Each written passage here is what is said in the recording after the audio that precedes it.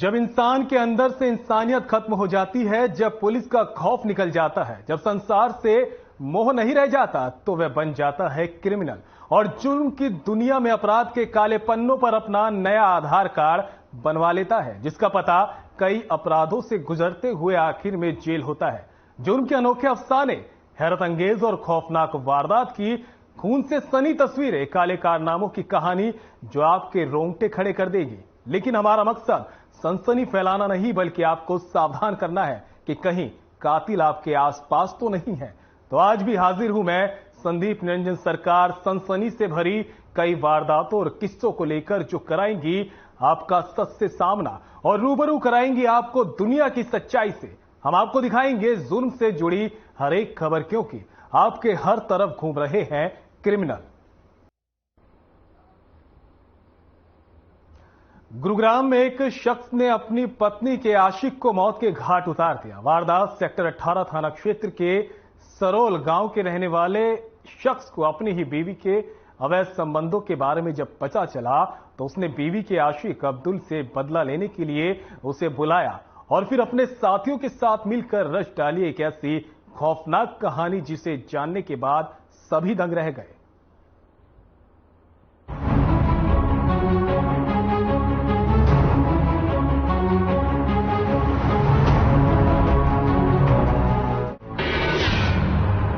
पति ने की पत्नी के आशिक की हत्या। पत्नी के थे युवक से अवैध संबंध। युवक को 3 मंजिल से फेंका नीचे। हत्या के जुर्म में 3 गिरफ्तार। अपने ही दोस्त की पत्नी से आशिकी करना एक युवक को उस समय भारी पड़ गया, जब महिला के पति ने अपने साथियों के साथ मिलकर उसे तीसरी मंजिल से नीचे फेंक दिया। इलाज के दौरान 26 वर्षीय युवक की मौत हो गई। पुलिस ने हत्या के जुर्म में तीनों आरोपियों को गिरफ्तार कर सलाखों के पीछे भेज दिया है। यह पूरा मामला गुरुग्राम का है। तो वहीं इस मामले में एसीपी क्राइम वरुण दहिया ने बताया कि 4 और 5 जुलाई की देर रात गुरुग्राम पुलिस को सूचना मिली थी कि सरोल गांव में एक व्यक्ति तीसरी मंजिल से गिर गया। मौके पर पहुंची पुलिस ने तुरंत व्यक्ति को निजी अस्पताल में भर्ती कराया, जहां डॉक्टरों ने उसे मृत घोषित कर दिया। मृतक की पहचान अब्दुल के तौर पर हुई। दिनांक 4-5 की इंटरव्यूइंग नाइट को एक कंट्रोल रूम के माध्यम से एक सूचना प्राप्त हुई पुलिस स्टेशन के अंदर कि एक व्यक्ति 3 मंजिल की इमारत से नीचे गिर गया है।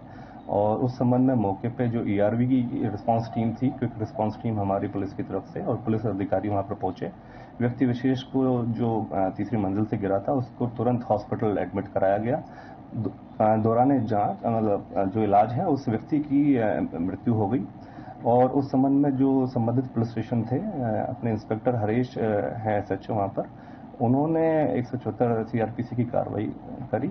और उसके दौरान फिर जो व्यक्ति जिसकी मृत्यु हुई थी, उसके परिजन, उसके एक मामा हैं, उन्होंने एक लिखित दरखास्त जो कंप्लेंट पुलिस स्टेशन के अंदर दी। उस दौरान इस जो लड़के की व्यक्ति जो जिसकी मृत्यु हुई है, उसका नाम अब्दुल सहरोज है, उम्र 26 वर्ष है। उसके संबंध में कुछ जानकारियां दी कि, और उस लिखित दरखास्त में ये बताया गया कि इस व्यक्ति विशेष का एक महिला के साथ, जो सरोल में ही रहते हैं, उसके साथ एक अवैध संबंध था, जिस संबंध में उस महिला के कुछ साथियों ने या उसके हस्बैंड ने इस घटनाक्रम को अंजाम दिया है।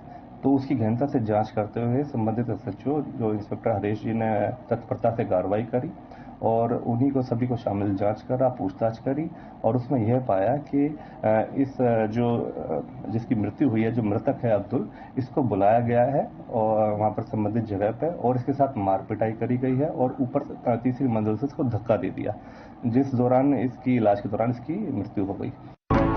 पुलिस इस मामले में धारा 174 की कार्रवाई कर रही थी, लेकिन इसी बीच मृतक अब्दुल का मामा पुलिस के पास पहुंचा। उसने पुलिस को जो जानकारी दी, उससे पुलिस दंग रह गई। उसने बताया कि उसके भांजे की हत्या की गई है। अब्दुल का एक महिला के साथ अवैध संबंध था।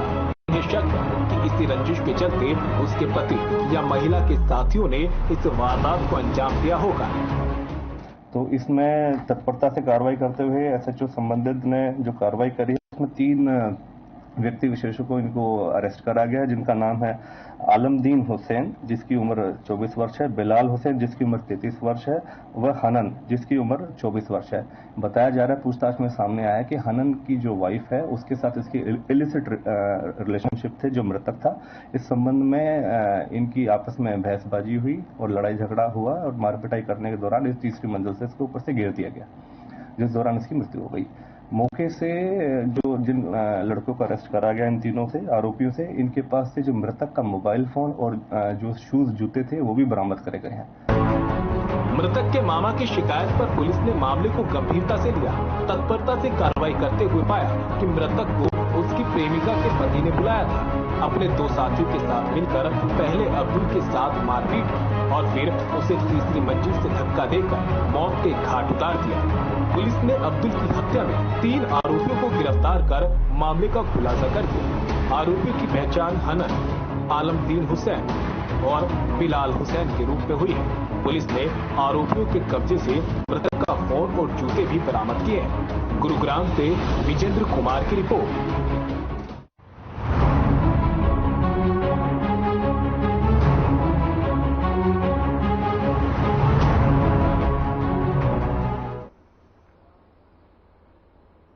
और अब दिल को दहला देने वाली ये खबर दिल्ली से सटे फरीदाबाद की है, जहां एक सिरफिरे युवक ने एक ही परिवार की 2 बेटी और उनके माता पिता पर चाकू से ताबड़तोड़ हमला कर दिया। इतना ही नहीं, जब उस सिरफिरे युवक का लोगों ने विरोध किया तो सिरफिरे युवक का गुस्सा 7वें आसमान पर जा पहुंचा। देखिए ये रिपोर्ट।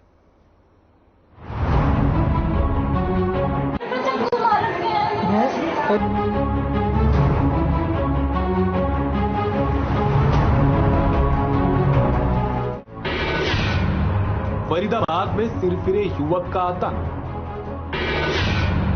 पार्क में टहलने आई मां बेटी पर चाकू से हमला। घर जाकर बहन और पिता पर भी वार।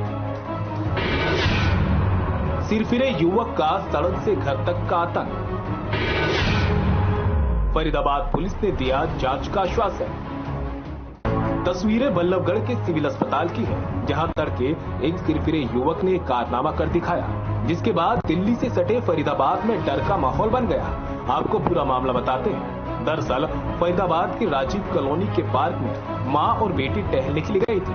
तभी एक सिरफिरे युवक ने लड़की के साथ छेड़छाड़ की और विरोध करने पर राजीव कॉलोनी के पार्क में मां बेटी पर चाकू से हमला कर दिया। इसकी भड़ास यहीं खत्म नहीं हुई और उसके बाद वे लड़की के घर पर जा पहुंचा।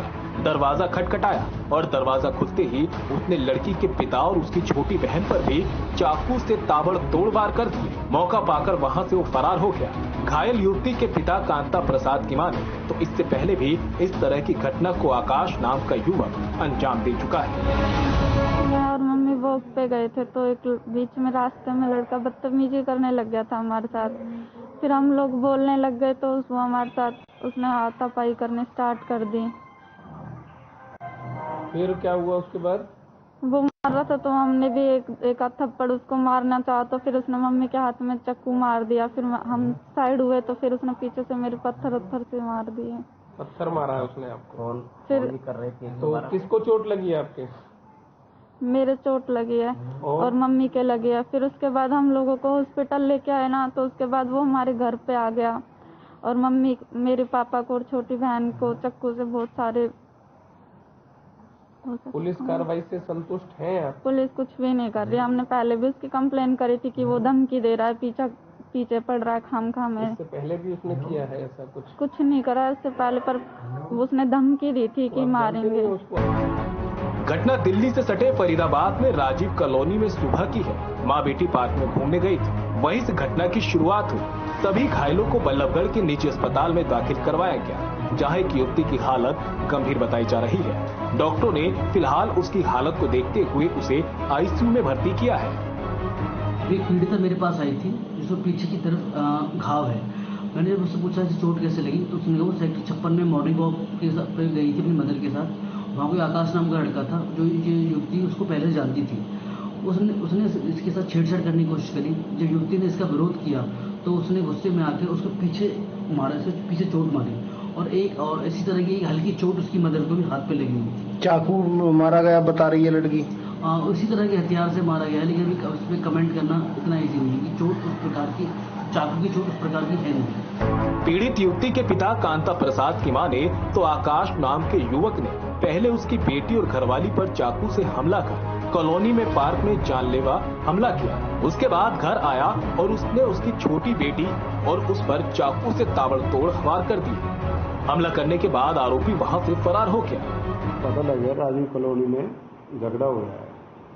उसके बता रहे हैं भाई 2 लड़कियों के उसके माँ बाप को उस लड़के ने चोट मारी, बदमाश किस्म का लड़का है। तो उनका पता नहीं लग पा रहा कभी कौन से हॉस्पिटल में, तो मैंने आईओ भेजा हुआ है। जैसे ही वो पता लगा स्टेटमेंट आकर मुकदमा दर्ज करके लड़के को जल्द से जल्द गिरफ्तार किया जाएगा। अभी जानकारी हुई है 4 लोगों को चोट लगी बता रहे हैं। वहीं सेक्टर 58 थाना प्रभारी अनूप कुमार की माने तो पुलिस को सूचना मिली थी कि आकाश नाम का एक शख्स एक ही परिवार के 4 लोगों पर चाकू से हमला कर वहां से फरार हो गया। पुलिस घायलों को देखने गई, लेकिन बार बार उन्होंने अस्पताल बदल लिया। उनके थाने की जांच अधिकारी इस मामले में जांच करने में लगे हैं। ऐसे में सवाल ये खड़ा होता है कि दिन दहाड़े ऐसी घटनाओं पर कब लगाम लगेगी? आखिर कब हरियाणा क्राइम मुक्त होगा? आखिर कब जाकर पुलिस जांच करके मां और बेटी को इंसाफ दिला पाएगी? फरीदाबाद से मोनू पांचाल की रिपोर्ट।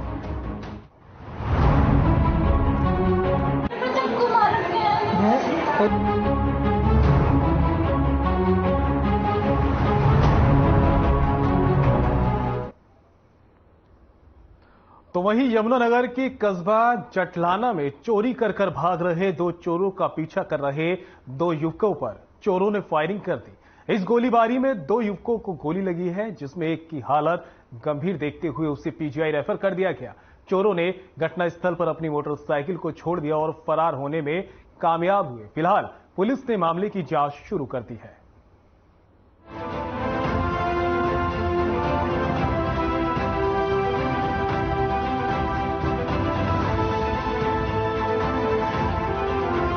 जटलाना क्षेत्र में सक्रिय चोर गिरोह के हौसले इतने बुलंद हो चुके हैं कि अब वो किसी की जान से खेलने में भी कतरा नहीं रहे। ऐसा हम इसलिए कह रहे हैं कि जब जटलाना की मल्हा माजरी से चोरी करके भाग रहे चोरों का पीछा कर रहे ग्रामीणों पर चोरों ने फायरिंग कर दी। चोरों की इस फायरिंग में 2 लोग घायल हो गए हैं। वहीं दोनों घायल व्यक्ति रिश्ते में जीजा और साले बताए जा रहे हैं। पेट में गोली लगने से गंभीर रूप से घायल असलम खां को यमुनानगर रेफर किया गया है, लेकिन हालत गंभीर होने पर उसे पीजीआई चंडीगढ़ रेफर कर दिया गया। हमलावर चोरों में एक गांव का ही युवक बताया जा रहा है। ये मामला ये था, मेरा ननदोया 10,000 रुपए लेके आया था, तो उस लड़के ने ना जिसने मतलब गोली चलाई ना, इसने जांच लेते 10,000 रुपए जी। ये चोरी करके ना वहाँ से ये फरार हो गया। तो जो इसका बड़ा भाई था ना, इसने कहा कि नाहरपुर के रास्ते में मिलेगा, वहीं पकड़ लो इसे। तो मेरा घर वाला, मेरा ननदोया और लड़के का चाचा भी, ये तीनों जी से पकड़न गए ना, ईमान की मार पिटाई हुई, जो भी होया। इस लड़के ने मेरे घर वाले पर गोली चलाई थी। वहाँ से कितने जनों को गोली लगी है? मेरे घर वाले का 2 जनों का, एक 9/7 की उंगली में लगा, मेरे घर वाले के पेट में लगी थी। मोटरसाइकिल में ही सुबह ठाई थी वो। पुलिस को शिकायत में जटलाना निवासी नौशाद ने बताया कि कल सुबह करीब 4 बजे जब वो उठे, उन्होंने देखा कि 2 बाइक सवार युवक ट्रैक्टर की बैटरी चोरी कर भाग रहे हैं। इस दौरान उसने जांच की तो उसकी जेब से करीब 10,000 रुपए और तालीम का मोबाइल गायब था। इसके बाद अपने साले असलम और तालीम के साथ दोनों युवकों का बाइक से पीछा किया गया। जब वो गांव नाहरपुर में मंदिर के पास पहुंचे तो एक लाठी से उन पर ताबड़तोड़ वार किया गया, तो दोनों बाइक सवार चोरी की गई बैटरियों के साथ नीचे गिर पड़े। तभी उनमें से एक युवक ने उन पर 2 राउंड फायर कर दिए। 4 बजे सूचना मिली थी कि अपना जटलाना गाँव में ये नौशाद है और तालिब, मैं इनके घर में तो चोरी हुई है और वो अपने चोरों के चक्कर में ढूंढने के लिए तो अपने मोटरसाइकिल पे उनको सर्च कर रहे थे। तो इस दौरान ये नाहरपुर रोड पे पहुंचे हैं शमशान घाट के पास, तो वहाँ इन्होंने 2 व्यक्ति रोक लिए। वहाँ पे इनकी काफ़ी कहासुनी हुई है और इनकी मुठभेड़ हुई है। तो वो डर के मारे जीरी में कूद गए और वहाँ उनको फायर करके और भाग गए। जो अपना असला में इसके पेट में गोली लगी है और नौशाद है इसकी अंगली पे, राइट हैंड पे थोड़ा लगा है। हमें पता किया है, यहाँ से हमने सिविल हॉस्पिटल भेज दिया था यमुनानगर। अब ऐसे में सवाल ये उठता है कि पुलिस अपराधियों पर लगाम लगाने के दावे तो 1000 करती है, लेकिन वो दावे सिर्फ दावे ही क्यों रह जाते हैं?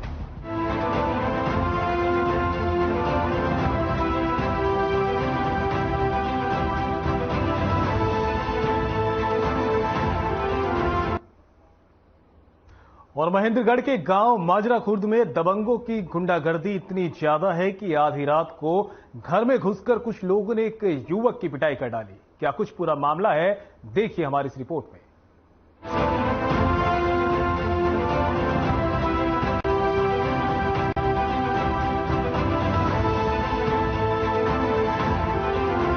गांव माजरा खुर्द के रहने वाले रविकांत ने थाना शहर महेंद्रगढ़ में शिकायत देते हुए बताया कि वो अपने घर पर सो रहा था, तभी रात करीब 12 बजे उसके फोन पर कई अलग अलग नंबरों से फोन आने लगे। उसने नहीं उठाए। इसके बाद करीब 12:15 पर उसके घर के सामने एक गाड़ी आकर रुकी, जिसमें 3 लड़के उसके मकान की 4 दीवारी का गेट कूदकर अंदर घुस गए और कमरे की खिड़की दरवाजे जोर जोर से पीटने लगे। युवक ने दरवाजा नहीं खोला और अंदर से ही उन्हें आने का कारण पूछा। इस पर आरोपितों ने जान से मारने की धमकी देते हुए हिसाब किताब बराबर करने की बात कही और इसके बाद उन लड़कों ने युवक को जमकर पीटा। इस दौरान शिकायतकर्ता द्वारा जोर जोर से आवाज लगाने पर उसका भाई और गांव के काफी लोग आ गए और तीनों लड़कों को पकड़ने की कोशिश की गई, जिनमें से 2 को तो पकड़ लिया गया और एक मौके से फरार हो गया। शिकायत के आधार पर पुलिस ने मामला दर्ज कर कार्रवाई करते हुए तीनों आरोपियों को गिरफ्तार कर लिया है, जिनकी पहचान कुलदीप वासी हाथोदड़ा, दीपक वासी कुस्सी और बबलू वासी जामधेड़ा के रूप में हुई है। उनसे पूछताछ में पता लगा है कि आपसी लेन देन को लेकर आरोपियों ने वारदात को अंजाम दिया। साथ ही पुलिस ने आरोपियों के पास से लोहे की 2 रॉड भी बरामद की है। ये रविकांत स्नोफ लीलाराम वासी माजरा खुर्द से शिकायत आई थी। उसने बताया कि मेरे घर पे 3 लड़के, जिनके नाम बबलू पुत्र Leelaram and Deepak son of Roshanlal और कुलदीप सनोफ दयानंद, हम मौके पे पहुंचे। 112 भी मौके पे पहुंची और इन 2 लड़कों को वहीं पे गिरफ्तार किया और एक भागने में कामयाब हुआ, जिसको सुबह 12 बजे के करीब उसको भी गिरफ्तार कर लिया। तीनों आरोपियों को पेश अदालत किया जाना। पैसों का लेन देन और आपसी रंजिश लोगों के दिमाग पर इतनी हावी हो चुकी है कि इसमें लोग एक दूसरे की जान लेने से भी गुरेज नहीं करते। अब जरा सोचिए कि अगर रविकांत के चिल्लाने पर आसपास वाले उसे बचाने नहीं आते तो क्या कुछ हो सकता था।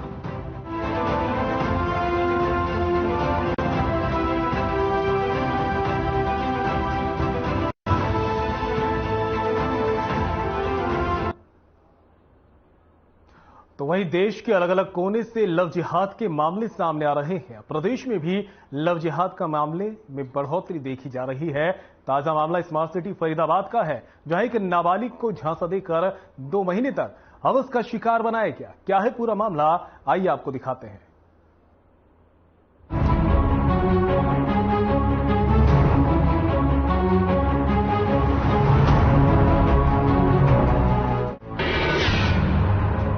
स्मार्ट सिटी में लव जिहाद, 2 महीने किया नाबालिग का यौन उत्पीड़न। आरोपी ने खुद को बताया था पंडित। हरियाणा के फरीदाबाद के संजय कॉलोनी इलाके में लव जिहाद जैसा एक मामला सामने आया है। यहां नाम बदलकर कह रहे कि समुदाय विशेष का युवक करीब 2 महीने से नाबालिग का यौन उत्पीड़न कर रहा था। हिंदू संगठनों के कार्यकर्ताओं ने उसके कमरे में छापा मारा तो युवती आपत्तिजनक हालत में मिली। गौरक्षा बजरंग फॉर्म के बिट्टू बजरंगी ने जानकारी देते हुए बताया कि उन्हें बीती रात सूचना मिली थी कि जीवन नगर कोची इलाके में एक मुस्लिम युवक नाबालिग का लगभग 2 महीने से यौन शोषण कर रहा है। सूचना के बाद जब वे मौके पर पहुंचे तो बच्ची को उसके ही कमरे में पाया, जो आपत्तिजनक स्थिति में थी। कोई लड़का था, वो हिंदू बन करके पंडित रिप्रेजेंट किया था उसने लड़की को, और घर में आना जाना बनाया उसने पहले तो। और लड़की भी माइनर है, 14 साल की बच्ची थी, और उस लड़की के साथ में उसने पहले घर वालों को फुल फेथ में लिया उसने। उसके बाद में घर आना जाना लगा रहा, तो मम्मी और पापा लड़की के वो ड्यूटी चले जाते थे और वो लड़का घर पे आता होगा। अब उसका रूम ले रखा उसने जीवन नगर पार्ट 1 में, सरकारी स्कूल के सामने। और ये लड़की जो है ये संजय कॉलोनी में है, 34 नंबर गली में। तो वैसे इसने अपना नाम बादल कर रखा है सर जी, वैसे इसका नाम है मोहम्मद शफीक आलम। तो इस लड़के ने ना उसको लड़की को डराता था, धमकाता था, कहता था तेरे घर वालों को सबको मार दूंगा मैं, ऐसे करके उसका कल भी इसने शोषण किया शारीरिक। और उसके बाद में जैसे ये मामला हमारे पास में सूचना आई हमने तुरंत उसे चौकी में दिया था और चौकी के बाद में जैसे कि लड़की बयान देने की कंडीशन में नहीं थी, घबराई हुई थी परिवार फैमिली उसका, तो सुबह फिर चौकी लाने के बाद में उनके बयान दर्ज कराए, उसकी दरखास्त दी गई और अब मुझे सर थाने में कार्रवाई हो रही है, FIR दर्ज हो चुकी है। पिछले 1 महीने से लगातार उसके संग रेप कर रहा था ये? हाँ, काफी लंबे समय से चल रहा था, 1 महीने से तो ज्यादा ही हो गया होगा, क्योंकि उसकी मम्मी ने कहा था कि भैया ये होली से हमसे मिला था और तब से परिवार में आना जाना शुरू हुआ और 1 महीने से तो कंटिन्यू उसके साथ में ये शारीरिक संबंध। तो इसने बड़ी बहन पे हाथापाई की और उसे मारपीट की उसके साथ में। दूसरा अपना जो वजन फोर्स है हमारी, वो किसी काम में रहती है, वैसे तो गोरक्षा और बहन बेटी तो किसी की भी हो, हमें इस बात से लेना देना नहीं है कि भाई धर्म विशेष की हो। अगर हम लोगों की भी कोई लड़की बहन होती है तो हम तो उसके लिए भी न्याय के लिए तत्पर रहते हैं हमेशा। आसपास के लोगों ने बताया कि विशेष समुदाय का युवक यहां पर सुनील के मकान में किराए पर रह रहा था। युवक अपने आप को पंडित बताता था और अपना नाम बादल बताता था। वहीं जब बच्ची की मां से पूछा गया तो उन्होंने बताया कि वे आरोपी बादल को कई बार मना कर चुके हैं, लेकिन बादल नहीं मानता। उन्हें उनकी बच्ची को भगा ले जाने की धमकी देता है। जब बड़ी बहन ने इसका विरोध किया तो आरोपी ने उसके साथ मारपीट भी की, जान से मारने की धमकी तक दे दी। SHO ने बताया कि युवक के खिलाफ केस दर्ज कर जांच शुरू कर दी गई है। थाना मुजेसर के SHO कपूर सिंह ने बताया कि पुलिस की प्रारंभिक जांच में सामने आया है कि आरोपी युवक का नाम मोहम्मद शरीफ है। वह बादल बनकर रह रहा था। उसके खिलाफ मामला दर्ज कर उचित कानूनी कार्रवाई की जा रही है। पुलिस पूरे मामले की जाँच कर रही है। आरोपी है मोहम्मद शरीफ नाम का आदमी है, जीवन पार्ट 1 में रह रहा था और 22 साल का है, 14 साल की लड़की है। उससे 2 महीने पहले उनकी जानकारी होगी और उस जानकारी के अनुसार उससे बातचीत करें। सूचना क्या मिली सर? पुलिस को कैसे पहुंची? पुलिस को सूचना है, उसकी मां के साथ वो शिकायत की परिजनों शिकायत की है। हाँ जी। अभी क्या कार्रवाई कर रही है? उसमें मुकदमा दर्ज करके इस आरोपी को गिरफ्तार कर रहे हैं। वैसे मुस्लिम है? मुस्लिम। क्या नाम है सर उसका? मोहम्मद शरीफ। अब देश के साथ साथ अलग अलग प्रदेशों में लव जिहाद के खिलाफ कानून लाने की बात तो कही जा रही है। कई राज्यों में ये कानून लागू भी कर दिया गया है, लेकिन बड़ा सवाल यही है कि क्या केवल कानून लागू करने से लव जिहाद के मामलों में रोक लग सकती है या फिर जरूरत है कि लोगों को जागरूक होना होगा। फरीदाबाद से मोनू पांचाल की रिपोर्ट।